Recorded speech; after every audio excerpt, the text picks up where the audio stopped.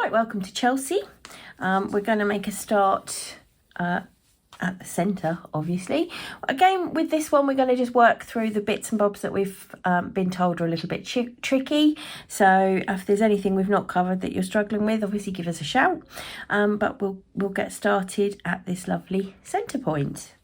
Okay, so Chelsea also starts with this neat centre ring that we've worked before, but let's just have a quick recap of it.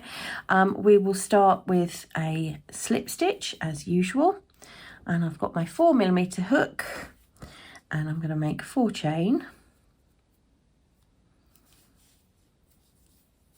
And going to join that into a ring. So I'm going to put my hook straight into the first chain I've made, and I'm going to make sure both the knot and the yarn, the yarn end, are at the back of the hook before I join with my slip stitch, and give that a little tighten, and that just means that knot will stay at the back and that centre ring will be nice and bump free. So in this case we're going to put 8 double crochet into the ring. So I've made 1 chain there, and I'm going to work 8 double crochet into the centre, and you should be able to see as they go in that the centre ring is nice and smooth. 2, 3, 4, 5, a little bit of fluff there, 6. So I'm going to actually put that end over the top there, 7 and 8. And if you look, if I give that a little pull, you'll see no lumps, no bumps. The knot, the slip knot, is well hidden. It is absolutely smooth in the centre there. So I will just slip stitch to the first double crochet to join and fasten off, and we can go straight into the round 1, which is some clusters.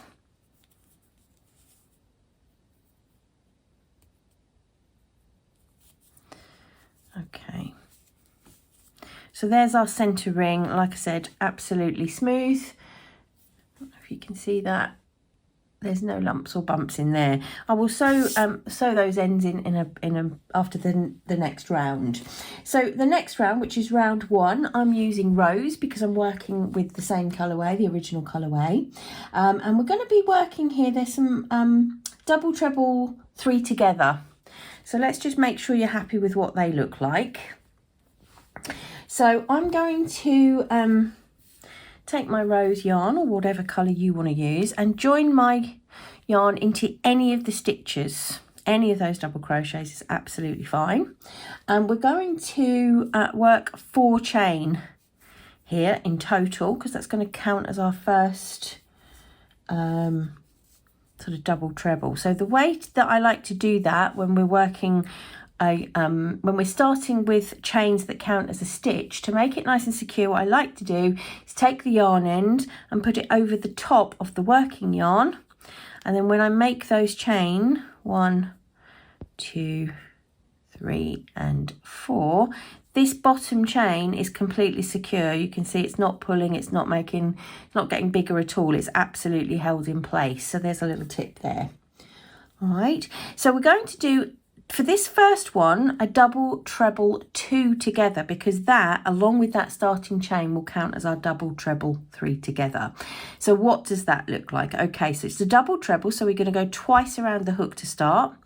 We're going to go straight back into the stitch where we've just come out, yarn over and pull up, and I've now got 4 loops on the hook, yarn over and through 2, yarn over and through 2, and that leaves me with 2 loops on the hook, and I'm not going to work those. I'm going to leave them unworked and do the next double treble. So it's yarn around the hook twice, straight back in to where we've come out, pull up a loop, yarn over and through 2, yarn over and through 2, and I've now got 3 loops on the hook, and at this stage I'm going to do yarn over and go through all 3.